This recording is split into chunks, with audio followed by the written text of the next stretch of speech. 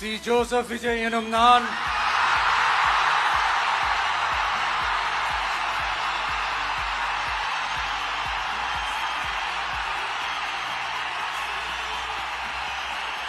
சட்டப்படி அமைக்கப்பெற்ற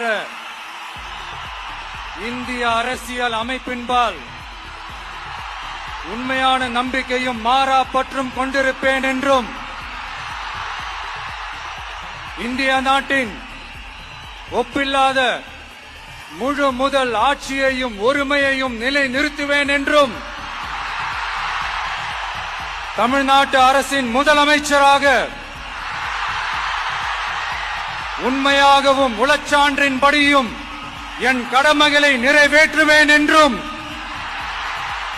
அரசியல் அமைப்பிற்கும் சட்டத்திற்கும் இணங்க அச்சமும் ஒருதலை சார்பும் இன்றி விருப்பு வெறுப்பை விலக்கி பலதரப்பட்ட மக்கள் அனைவருக்கும் நேர்மையானதை செய்வேன் என்றும் ஆண்டவன் மீது ஆணையிட்டு உறுதிமொழிகிறேன்.